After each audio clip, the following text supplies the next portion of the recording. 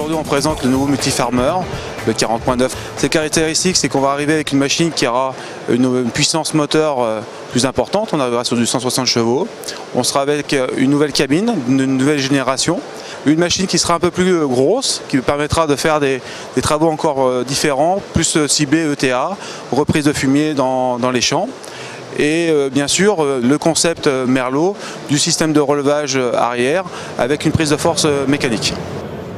Aujourd'hui, tout ce qui est puissance hydraulique, déjà, nous allons passer sur des pompes à load sensing avec des débits annoncés aux alentours des 160 litres. Donc là, dessus, nous sommes encore en train de regarder pour faire éventuellement évoluer le débit ou, bien sûr, vu qu'on est en train de regarder aussi pour faire une gamme plus intermédiaire, d'avoir des débits adaptés à un autre type de produit.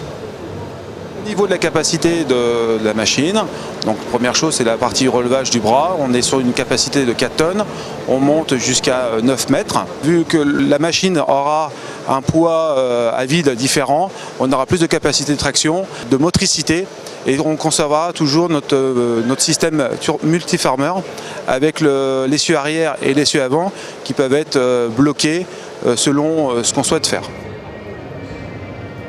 Concernant le châssis, il repose sur une structure modulaire. On est parti sur un système modulaire, c'est-à-dire d'avoir un groupe de cabines, où dessus on va pouvoir lui adapter soit une cabine suspendue, soit éventuellement pas de cabine suspendue, des blocs distributeurs en flow sharing, en électrique proportionnelle ou pas, d'avoir un bloc moteur avec différents moteurs, soit selon les puissances entre 140 et 160 chevaux, et d'avoir une partie centrale qui va nous permettre d'être propre soit à une utilisation multi-farmer avec un relevage arrière, avec ou sans prise de force, ou éventuellement avec un module central pour un télescopique classique, ou malgré cela, on pourra avoir aussi une prise de force 540 tours sur la partie arrière.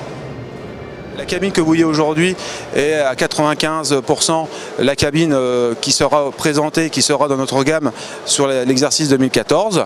Ce système modulaire devrait et doit arriver sur le reste de la gamme courant 2014.